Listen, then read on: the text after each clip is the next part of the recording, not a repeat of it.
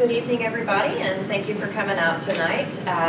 If you've been watching the rest of our series that we've been doing with the For All the People exhibit, we started with a sociologist, then we had a community health nurse that works with churches, then we had an epidemiologist, and now we have a political scientist. So we're trying to give you the full range of looking at how culture, society, politics, faith, all of that comes together to influence people's health. So, I picked Kevin up for this, and he's like, I'm not really sure what I have to say on that. And I'm thinking, you're a political scientist, man. Health is all kinds of political. You got this. We're fine. So, I would like to present to you Dr. Kevin Anderson, who is going to be doing, was it Root and Branch? Root and Branch. Okay.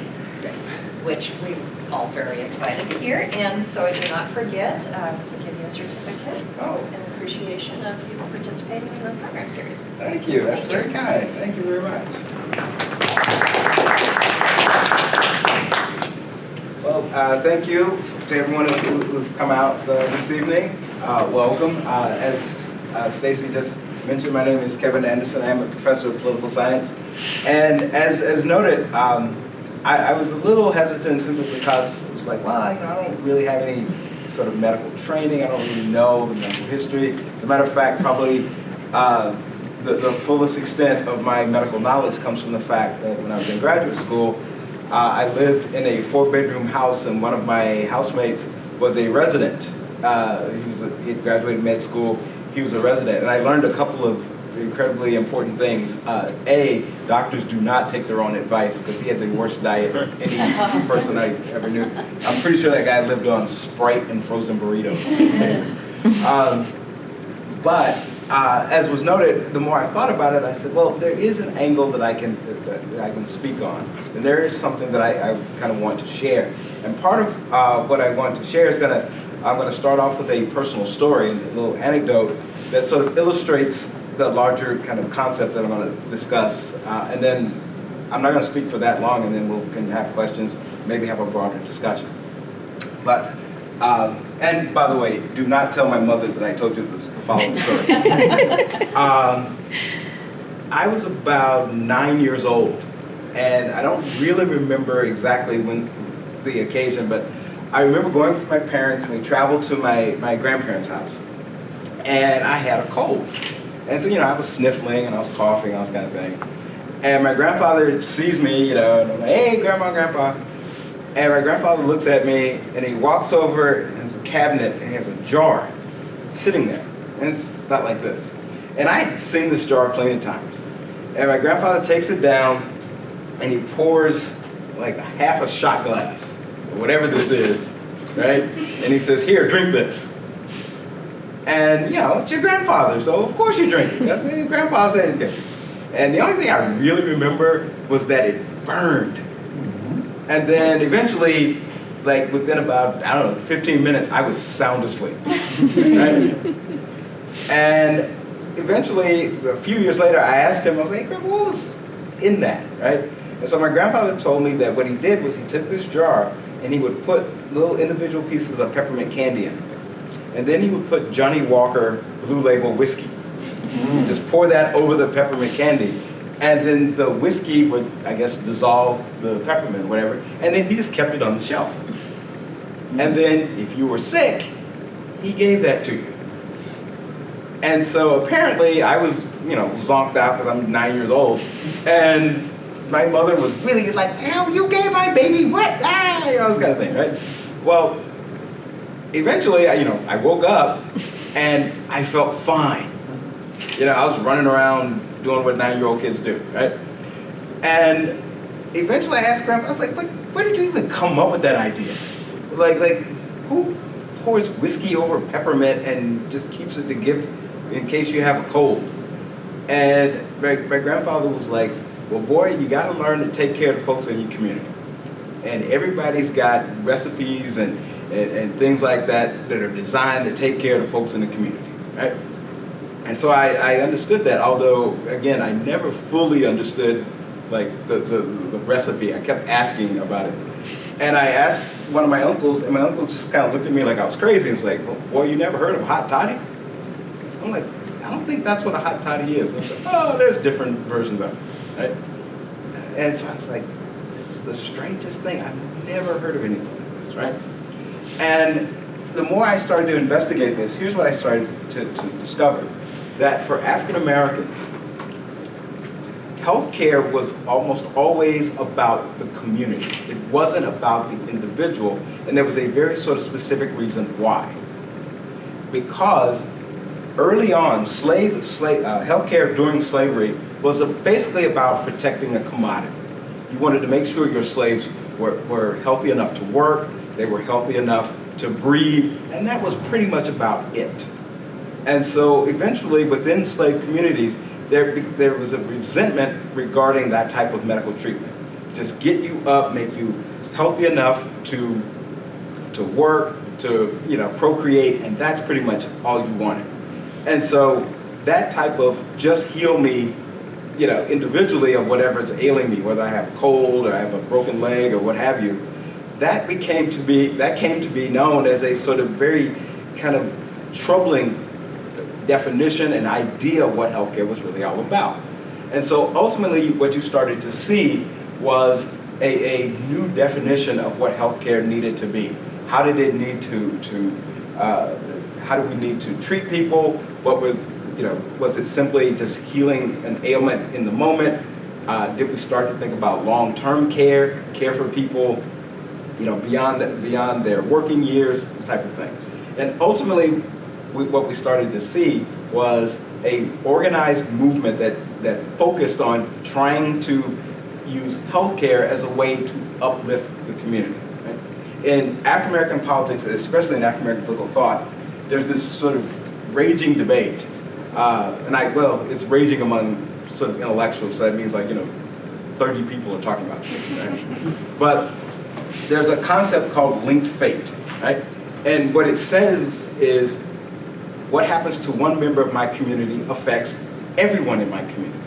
And you see this play out in other sort of political aspects, right? It tends to be why, like when you see criminal justice thing, when you see, Eric Garner or Trayvon Martin or Michael Brown, people from black people from California are upset about what happened in Ferguson, or people in St. Louis are upset about what happened in Baltimore, because this concept of linked fate says, well, yeah, it happened there, but there's no reason that it could not happen to me, right? Well, linked fate, this argument that's like, well, all minority groups share some aspect of linked fate, and it's like, yeah, but for African Americans, it's particular and it's unique. And part of the reason why this is sort of raging is that there's this discussion of, can you trace examples of linked fate throughout African American history? And I would argue that the answer is probably yes. And part of what I wanted to start with is a man named Richard Allen. And now Richard Allen eventually becomes very, very famous in African American history because he's born into slavery, to a man named Benjamin Chew. And he eventually buys his freedom. He has a very intense religious conversion at a very early age. And he becomes this Methodist minister in the mid-1700s. And he's sort of going around, and he's a member of a very prominent Methodist church in Philadelphia, Pennsylvania. And one Sunday, he and a number of African Americans are in church, and they go to pray. And the church had kind of come to the conclusion, the church fathers, that the church needed to be segregated. And so in the middle of the altar call, in the middle of prayer, church fathers come to these men who are all down on their knees praying and say, no, you have to get up. You can't be here. You can't be here. And so Richard Allen and a man named Absalom Jones, one of the all-time coolest names I've ever heard, decide in that moment that they're walking out, they are starting their own church.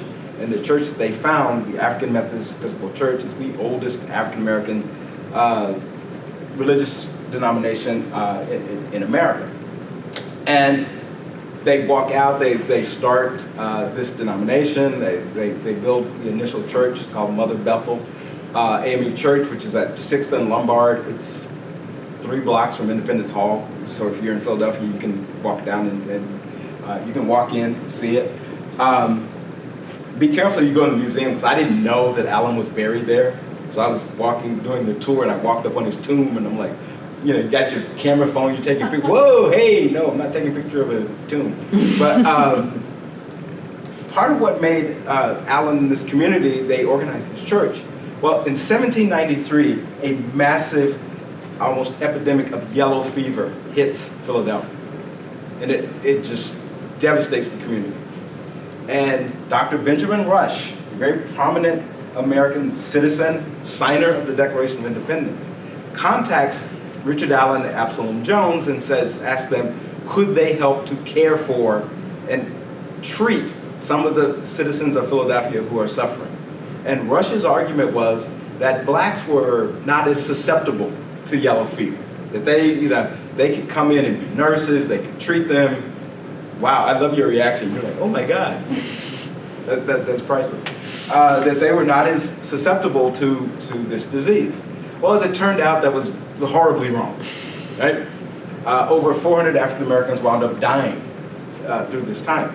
But Allen and Jones came together and said, if we can come together and use medicine as a way to treat the community, that we can seek a way to prove ourselves of value, of use to this community, this is now a way to undermine notions of inferiority, it's a way to undermine slavery, all this type of thing. Now, unfortunately for Allen and Jones, this really did not sort of come to fruition, but it began this idea that medical care was one tool in the box that could be used to sort of undermine sort of false assumptions about African Americans. Now, part of the problem with using medicine was that at the time of Richard Allen, what we discovered was there weren't very many black doctors. As a matter of fact, in the late 1790s, the only black doctor was a man named Lucas Santomie. Apologies. He was a Dutch-trained black physician, and he was the only one that we know of recorded until a man named James McCune Smith arrived in the early 1800s. So there really wasn't any access to the organized sort of medical treatment of the day. So this idea that you could use medical care, just as you could use military service, you could use sort of entrepreneurship and business as a way to break through, it was extraordinarily limited. That just, you really couldn't do it, or you couldn't do it to the degree that Allen and Jones had initially envisioned. But eventually what happened was the idea of using medical care led to some sort of research and discussions. What historians have discovered and have kind of pulled back and taken a look at is that for a lot of African Americans, one of the effects of slavery that people, we don't sort of spend a lot of time kind of analyzing is the fact that slaves did not live very long lives, right? And what was causing them to die, and what was discovered was that slaves died of infectious diseases, things that could have actually, relative to the time, very easily could have been cured, but you had a very sort of odd calculus. Like, do I spend money to, treat my slave, or do I let that slave die and I can buy someone who's younger that I might get, more years of productive labor out of? It's a cold calculus in sort of moral terms, but in economic terms, there is a sort of logic, there is an argument that undergirds this. But the other aspect of this, not only did slaves die of fairly routine infectious diseases, they also died from malnutrition. And so therefore, very early on, within slave communities and free black communities, you saw an emphasis on how to treat these type of maladies, because these were the most common things that slaves were dying of. These were the things that they were facing, right? And people that again, we know of in a very different context. Harriet Tubman, Sojourner Truth, also worked as nurses, and they worked, not only were they helping slaves to escape, but they were helping to sort of heal them in many ways, because once you escape from the plantation, People were malnourished in many cases. They were suffering from infectious diseases. And not only that, many of them were not fully prepared. There's the idea of exposure. A lot of them living in the South and Southern plantations, not necessarily prepared for what escape to the North was actually going to be like in many ways. And in some instances, things like that sort of carry over. I mean, I myself grew up in Arkansas, and the most snow I'd ever seen in my life was 6 inches of snow. I was like, wow, that's incredible. And then I went off to graduate school at the University of Missouri, and the second semester I was there, we got 19 inches of snow. And to this day, I'm still upset that they canceled class for one day. 19 inches of snow, one day out. So anyway, yeah, it's just crazy. But ultimately, for a lot of African American communities, what you had to do was figure out a way to get people past that initial sort of illness. Because you knew, and when you read historians who write about slavery, one of the things that they point out that's sort of unique is that slaves knew that their masters had access to, medically, educationally, medically very well-trained doctors and physicians, but slaves did not trust those people to cure them, right? Because the idea was they're going to cure us just to get us back out in the field, right? Just to get us back to work. They're not concerned about our long-term health and sort of well-being. So a lot of old African cures that had been passed down through generations from people that were sold into slavery in the 1700s, even into the early 1800s. People remembered some of these African cures, roots, things of this nature. And the problem was a lot of the things that you would use, plants and things like that, were indigenous to Africa. So they had to sort of experiment and try to come up with things that might work in the context of North America. My two favorite things that were used as cures,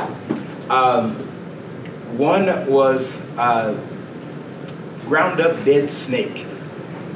I don't really know why ground up dead snake was considered something of that it would have healing properties.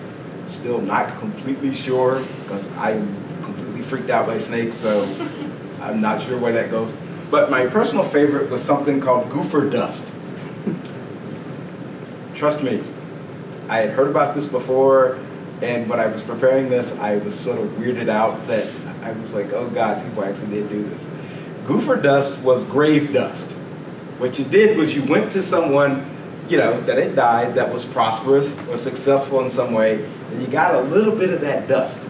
Because whatever it was that made that person special, you could use that to get yourself a little, get your little healing property. If that person lived to be 98 years old, then you get a little of the dust from their grave, and you grind that up and add in, some herbs and different plants. That could help in your healing. But part of the reason why root doctors and conjure men and what were kind of known as kitchen physicians, people like this, part of the reason why slaves would sort of prefer them was because it wasn't just about healing them in a physical sense. These were spiritual remedies, right? So you could make a slave owner less evil. My personal favorite, if that lady just not into you, you could get that conjure and bring her around. Get that love potion. It just worked, right? Yeah, I don't think it worked either. But hey, people were into this. But part of the reason why these remedies sort of persisted was because they were broader in scope. You were thinking about not just sort of healing that individual so they could go back to work. You were healing this individual, making them happy, providing them a future in a way that they couldn't really have access to in a traditional structure of medicine, of being treated in a hospital, right? I saw a TV commercial the other day. It was like, oh, you should go, everybody should go get a physical, which is true. Everybody should go get a physical. And they said, you should tell your doctor, even if it's not physical, even if you're depressed about something, you should tell your doctor. And I'm kind of thinking, well, I guess, I mean, not really. It's like, I like my doctor, she's great, but, I'm not going to tell her that, oh, I'm just totally depressed about the state of politics in the United States. I don't think she can do anything about it. She's probably going to look at me and like, wait, shouldn't you do something about it? And I'm like, well, I guess, I don't know. But ultimately, because they were asking for these sort of broad-based sort of healing treatments, these type of things from, whether it's goofer dust or grinding up snakes and herbs that you found in the earth, they were designed not just to bring you good health, but to provide you with a good life in many ways. And so therefore what happened was a lot of these cures began to sort of perpetuate themselves over and over and over again. And what you started to see was people decided that we're not going to necessarily trust the larger, sort of medical profession. They may not have our best interest. But if we can come up with something that might keep us healthy and keep us away from the structure of oppression, this is the model that we're going to embrace. This is the way we're going to operate. This is what we want to do.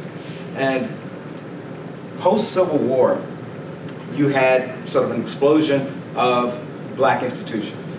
You had school, you had, to a limited degree, not nearly to the degree that met the need, but you had schools, you had churches, you had some nascent black businesses that were opening and operating, and all of them were operating on the assumption that they had to reach out and uplift the community. They had to use this idea of linked faith.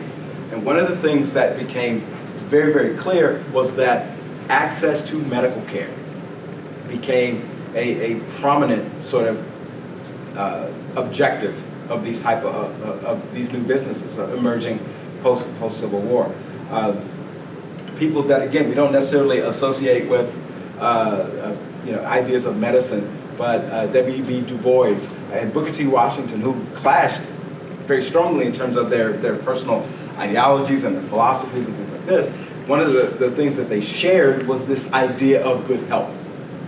And one of the things, I won't tie, it would take too long, but one of the things that I loved reading many years before and when I was preparing for this was the NAACP, which Du Bois helps co-found in the early 20th century, 1903. At one point, they put out this list of things along with several other black associational groups about how to live the good life. And one of the things they thought that contributed to a bad life in America was being unhealthy. And so one of the things that drove unhealthiness, and you gotta love this, smoking did it. There's a medical basis that smoking is dangerous. Drinking did it.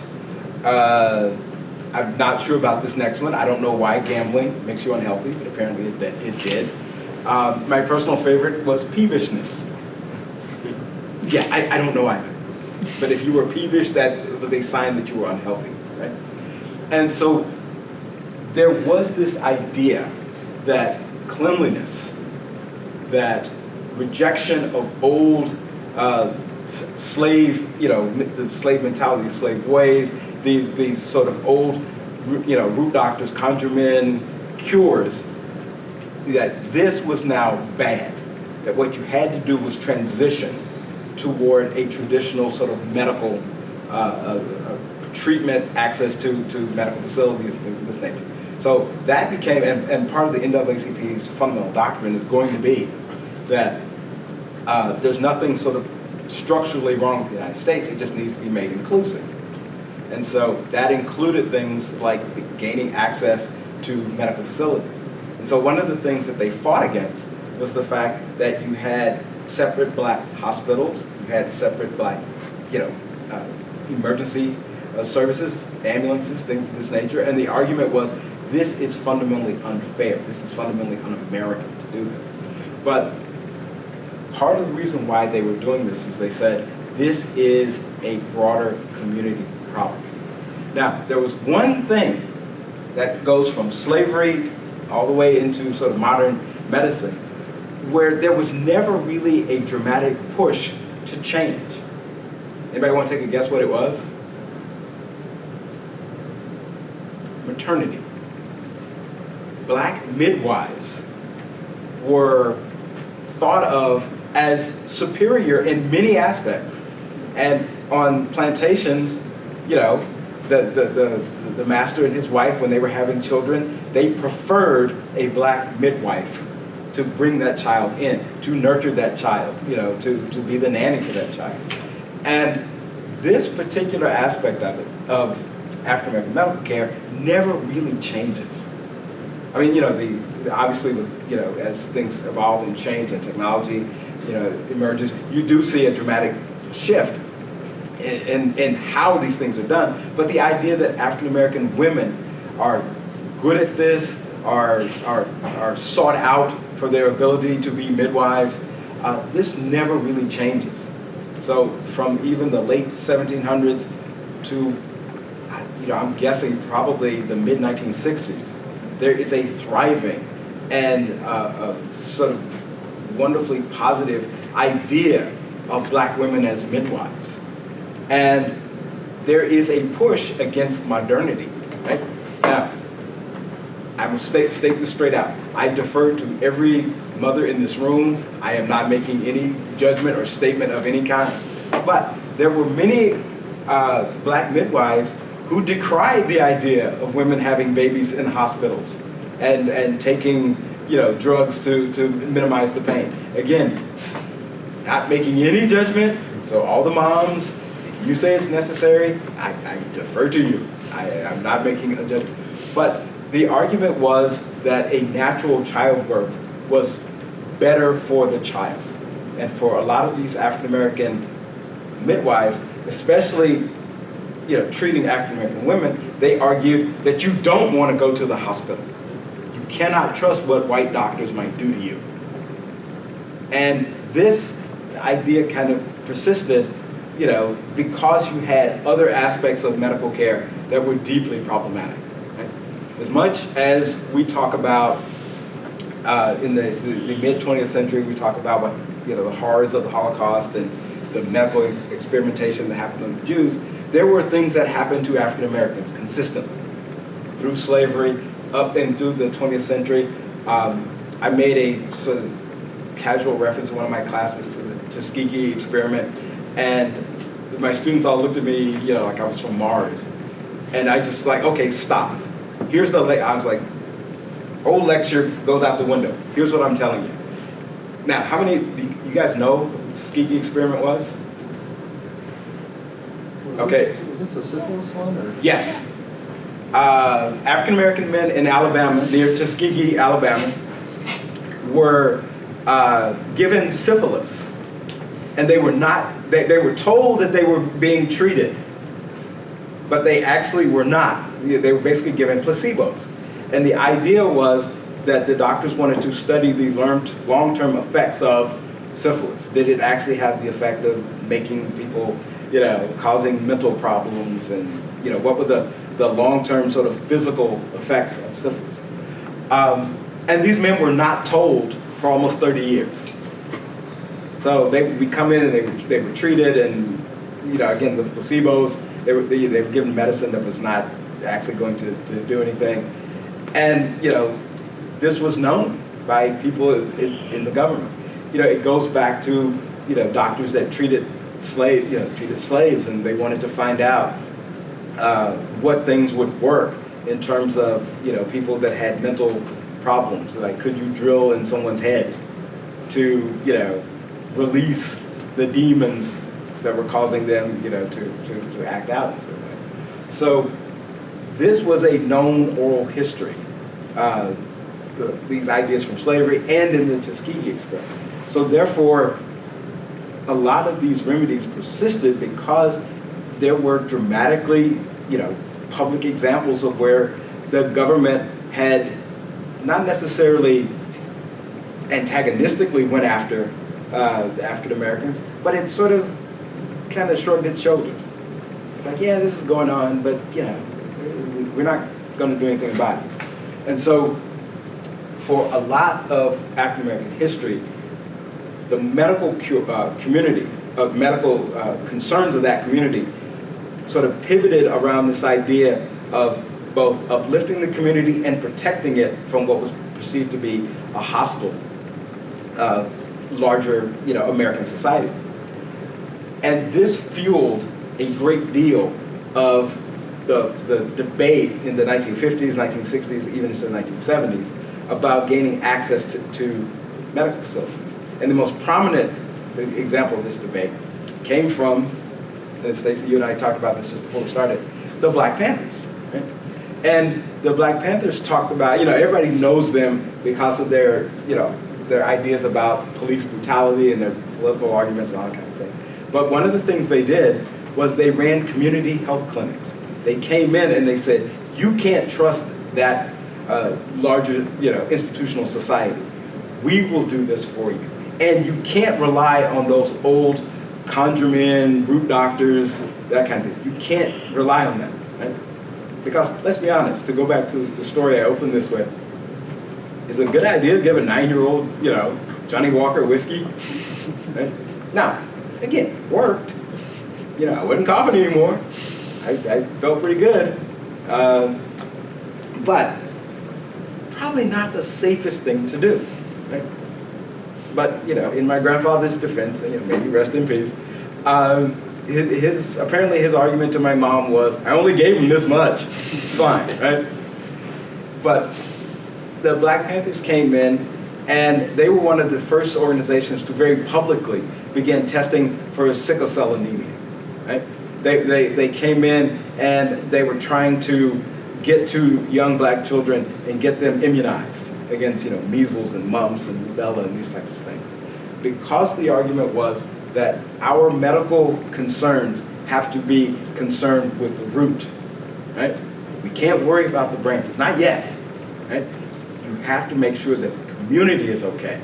Once the community is okay, then we can worry about these larger sort of concerns. In terms of contemporary politics,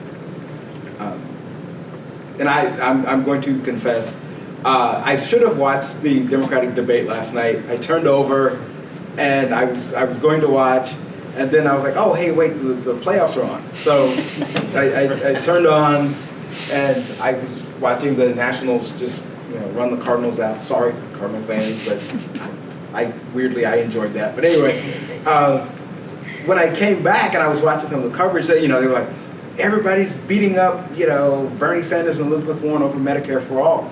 And they were running polling.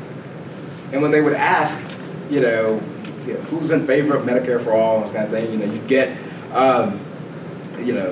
millennials are very, highly in favor of it. And the polling always strikes me as odd because they always ask questions that I think the answer is kind of obvious.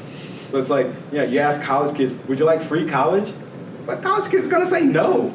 Like, you should all say yes. It's like asking me, do you want free pizza? Yes, I want free pizza all the time. Right? But they were going through and they were talking about this. And they didn't do this on the coverage of the debate last night, but it sparked a curiosity. And I went back and I looked at some research done by a professor, his name is Michael Dawson, teaches at the University of Chicago.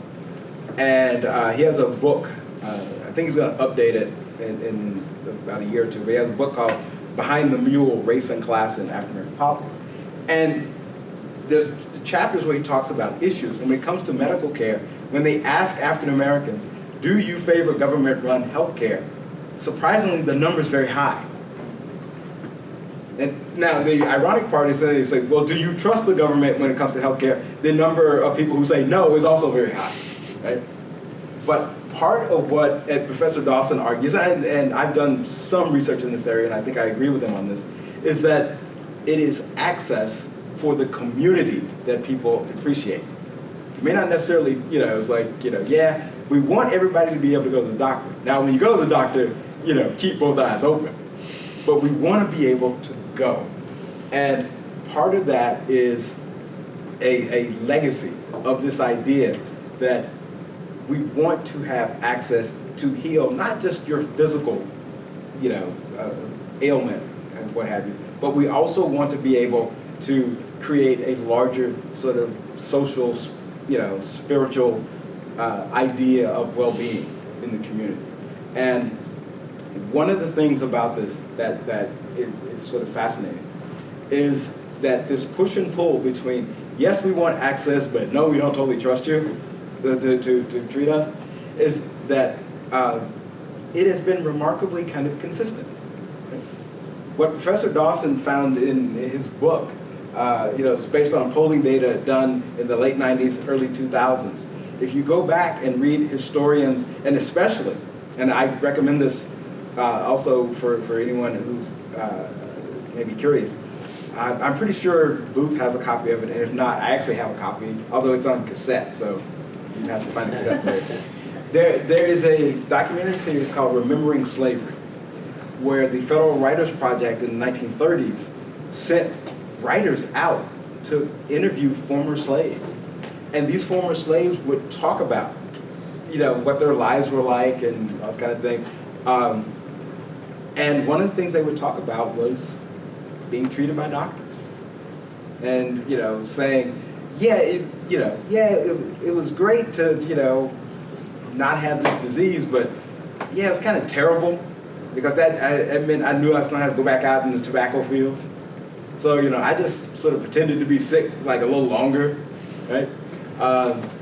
And the Remembering Slavery, it's a book series, but when it was first published, they had a documentary program. Again, it's on cassette tape, and you could listen to these voices. And the one thing that is just overwhelming about it, and I told my grandfather before he passed away about this, and I think he understood it as a compliment. I'm not sure. I said, the thing that was sort of scary about this was they interviewed a man named Fountain Hughes, and he sounded like my grandfather. And you realize these were real, actual human beings who went through this, who suffered. And Fountain Hughes talks about, what his life was like, and he talks about, what they wanted was to, the master wanted you to get well, and masters didn't necessarily, you come in and say, hey, I have a headache, I can't work today. It's not good enough. So it was like, you wanted to get well, but the consequences of getting well were always sort of deeply problematic. And understanding that dynamic goes from, to use John Hope Franklin's term, from slavery to freedom, is sort of remarkable, and it's a little daunting at the same time, because you kind of hope that we make progress, that things get better, right? And I think broadly, yes, things do get better. We have made progress, but oftentimes we're bogged down, and it's very, very difficult to see. And so oftentimes when things get sort of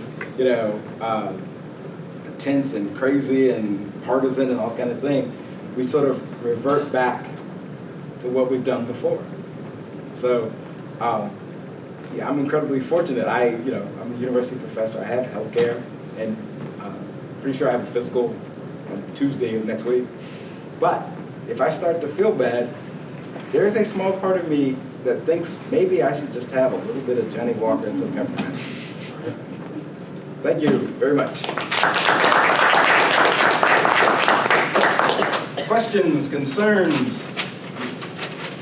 And wait, now you're not going to turn in my grandfather for giving me that, are you, when I was a kid? Kevin, I don't have a black grandfather, but when I was learning to be an archaeologist in France, I worked with a Franco-Czech, and when I wasn't feeling very good one day, he said, here's what you do. You get a glass of whiskey or rum, you heat it up.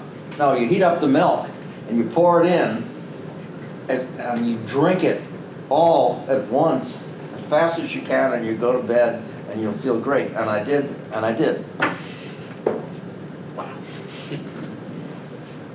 Well, my father tells the story, and I don't know I like this story for what it said about my grandparents and my dad and my uncles. But apparently they used to give them castor oil for, like, it didn't matter what, you know, chicken pox, measles, skin your knee, whatever. Everybody got castor oil, right? And so apparently one day, I guess cold, something was going around, and my grandmother had lined up my dad and the others and, was giving them a spoonful of castor oil. And so they were marching out through the kitchen out the back door, and they were going to spit it out. And they all marched out, and my grandfather was standing there. So they had to swallow it, right? And so my dad is telling the story. He's like, man, I was so mad because that stuff was nasty. I was going to spit that stuff out. And then I was like, yeah, but Dad, did it work? And Dad goes, well, I don't know. I don't remember. I just remember being mad at Mom and Dad. They made me, this castor oil or whatever. And so I asked them, like, well, why was castor oil like this sort of cure-all? And nobody really knew. And it reminded me of the great comedian Chris Rock's joke about when he was a kid, it's like, wow, we can go to the doctor. We had Robitussin. Right? And he was like, no matter what was wrong with you, you get like a shot of Robitussin. And he's like, if he was almost out of Robitussin, he had a little bit left, put some water in it, shake it up, more Robitussin, right? And some of that is out of necessity. People maybe couldn't afford to, take their kid to the doctor or whatever. But so many of these old remedies get passed down over and over and over again. And there's an assumption that, yes, this works. Right? I mean, again, I said, my grandfather never explained why he did this. He just said that it worked. And again, to defend him, it did. I felt fine. But, now that I'm older, I kind of think, yeah, you probably shouldn't really give, like, kids, even, like, the small amount. That's probably not a good idea. But if you stop and think about it, what's in NyQuil? Oh, I think it's a very good idea. Yes? Kevin, have you come across in any of your studies this idea of geophagy, eating of earth, people who actually eat soil? I've come across a little bit of that. I haven't studied it in any kind of detail. I first heard the story of gopher dust. A lot of it comes from the Low County in North and South Carolina, where apparently you still have root doctors who do this kind of spiritual and physical healing. And they would talk about taking the grave dust and making it part of like the potion. Now most of the times you got it and you put it in like a little concoction and like you would either bury it or you would wear it around your neck or something like that. But I'd heard something and they were like, oh, you're not putting like a big clump of dirt in there. It's just like a little bit, So, that's the extent that I knew of it. I just found it just odd. I just couldn't get over this idea. It's like, well, this person was really successful, so, we'll get some of their mojo from the grave and it'll work well for us. I'm like, wow, okay. In the early Middle Ages, people traveled hundreds of miles to visit the tomb of a saint and pray, and one of the things that they would do would be to scrape, in this case it was a sarcophagus, so they would scrape stone and come away with some of this dust, and perhaps carry it in a bag like that, or perhaps consume it. But there are many, many stories about how you're getting the power of the saint, and that fixes stuff. I am the son of a minister and I understand faith, but there are times when I go, I'm gonna trust science over here. This time, yes. What part of Arkansas are you from? I'm from. Well, I was born in southeast Arkansas in a town called Warren, but I grew up in Little Rock. Are you from Arkansas? Yeah, Mountain Home. Northern Arkansas. Okay. Well, I went to Fayetteville as a master's student, so I lived in Fayetteville. I love Northwest Arkansas, although every time I go back, I get weirded out because it's so much bigger and nicer than it was when I lived there. But it's probably true about it everywhere. Yes? There was talk of a picture of a conjure man. I was looking and I couldn't find the one that I had found before, but I'll see if I can find it for you. I remember finding these like years ago as part of a project. Hang on a second.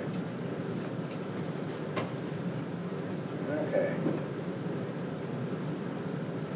Let's see.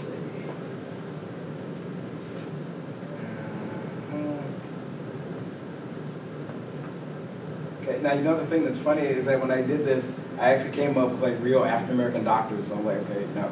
This is one of the few times it's like, no, I'm not actually looking for you guys.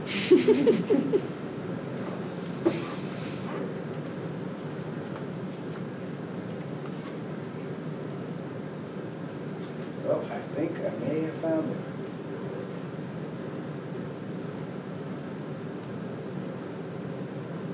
I love, whenever you do the search, don't you always love the things that come up next to it? Mm-hmm. So it comes up and it's like, black men, diabetes, hoodoo, and I'm like, okay, no, that's really not what I was looking for. Ah, I did find it. Okay, whoops. I don't think I can get it to the point that it'll get the full screen, but let's see. This gentleman is one of the most famous of the old-time conjure doctors, right? And you know they cultivated certain herbs. They used gopher dust. They used any and all things. And if I remember correctly, I think he lived in South Carolina, and was sought out for his creations. And again, they weren't just for physical ailments. You know, it was, you know. Men would go to try to, you know, find a potion and convince her to marry you forever. Ladies would go to put the root on their men to keep them from fooling around with other women, which I personally think is pretty funny. There's this woman up, the conjure doctor. She was one of the spiritual conjure doctors, and she was very much, you know, to go. If you sought wealth, fame, fortune, right? You'd go, and you know, you could go, and she would concoct a potion based on, you know, what you desired. And I always thought that if you were actually going to go to one of these people, like, you know, you had to ask for something big.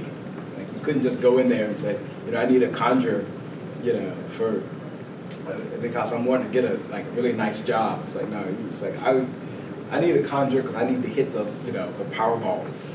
Like I'm going to. If I'm going to do this, I'm going to go big. But these were, you know, these were staple members of the African American community, and there's a dramatic class divide as African Americans begin to become incorporated, and you begin to have middle class, upper class African Americans. They begin to look at this with disdain. You know, this is a product of superstition. People who were uneducated, this is what they relied on. We now have access, and so we now have an obligation to, you know, pull our fellow men along, to reject these type of things. But they, you know, and again, part of it, you know, related to the midwives. It never really went away. My grandmother, all of her children were my mother's mother had 10 children, and you know, they were all born via midwives. And you know, my mom, my aunts, all, you know, they had their children in hospitals. And you know, I don't think my grandmother really had an issue with it, but you know, she also thought that there was nothing wrong with, you know, her having children via midwives, you know, at home. I would only joke around about it, you know, it was like, you know, my grandmother had 10 children. She had 5 boys and 5 girls, and I was like, was that intentional? Like, were you just trying to get like a perfect set, or you know, did it just sort of work out that way? And yeah, my grandmother would just look at me and was like, "Oh, you're so sweet," which I translated it from grandma talk to like, well, "You're kind of a weird boy." It's fine.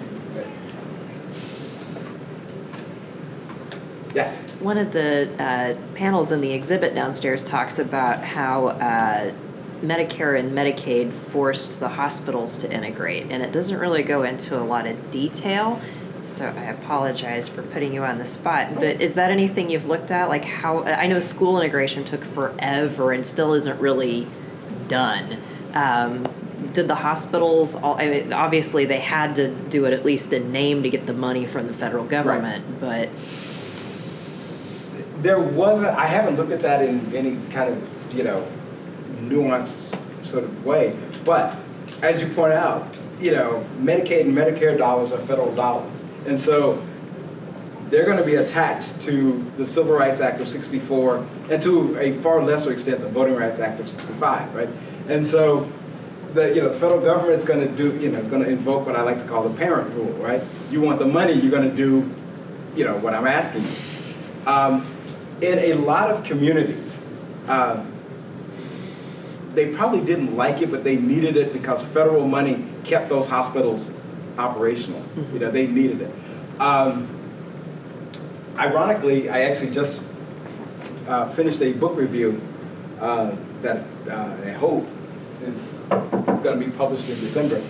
And it was a book about Robert Kennedy and his tour of Mississippi in the late 1960s, where he sees Mississippi poverty firsthand, and not only does he see things like malnutrition and poor schools and things like this, but he sees sort of these kids who are very ill and not just suffering from malnutrition, but kids haven't been vaccinated, all the sort of standard things you think. And one of the things that Kennedy gets into this sort of very sort of odd fight. And ironically, he and Lyndon Johnson had, their relationship had deteriorated to the point that they almost weren't talking to each other. But they were actually kind of on the same side here, which was that if we're, sending federal dollars down to these communities to address these needs, and state officials are getting in the way, then we need to either remove these state officials or figure out a way to make the money go directly to them. And so there was this weird tension that Kennedy kind of gets into when he goes to Mississippi, where he talks about how we have to figure out how to get federal aid directly to the people. So you had, for African Americans, you had these community activist groups who were, sort of creating, organizations designed to, run Head Start and create preschools and things like this. And you had local state officials who were absolutely belligerent, like, no, you're not allowed to do this. Now, part of that was they were protecting their fiefdoms, but another part of that was you had local resistance. We don't necessarily want to integrate our hospital. We don't necessarily want to integrate our long-term care facilities. But ironically, self-preservation tends to, sharpen people's focus. And people said, well, look, if we don't do this, the doors might close. And so you got more and more hospitals sort of grudgingly deciding to do this. Thanks. Thank you. That's okay. Oh, one last thing. Razorback fan? Yes. Yeah, you good to go. Thank you. No problem. Other questions? How are you feeling, Kevin? I'm actually pretty tired, and yeah, I have a physical schedule for Tuesday, and I was gonna call and say, hey, can I go give my blood sample, beforehand? And now I'm like, I'm not sure I'm gonna do that because I'm gonna eat dinner late, and I know you're not supposed to eat for 12 hours, whatever, before you do that. Yeah, that's right. And I so- did that this morning. And so I'm sort of like, should I actually go? Because if I eat a late dinner tonight, then You that can't means, go tomorrow morning. yeah, I have to wait until noon and I'll be starving, and I'll probably do it anyway, it won't matter. Do it another day.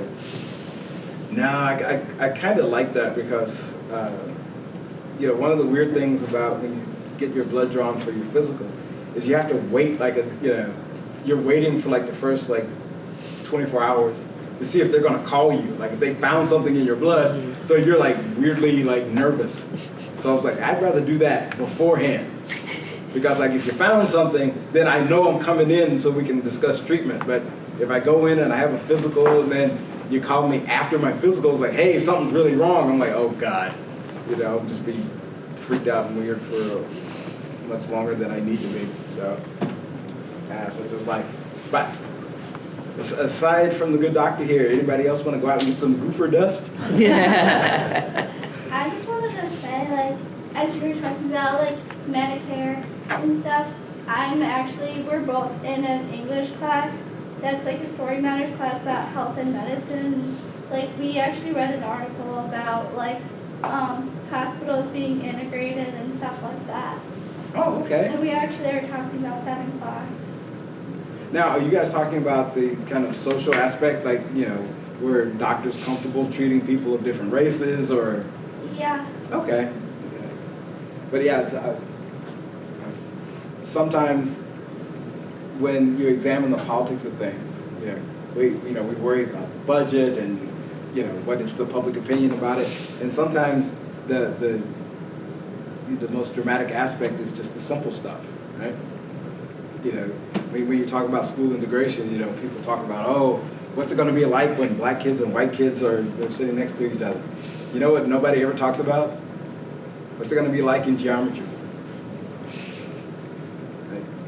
Because at a certain point, race doesn't really matter. Math does. At a certain point, race doesn't really matter. Getting your blood pressure under control, or there was one other, and I just remembered it, and I wrote it in my notes and then forgot to do it. There's just a small point, but early slaves that were brought to the United States were fed a particular diet. And one of the consequences of this diet was that subsequent generations of African Americans developed very high incidence of lactose intolerance.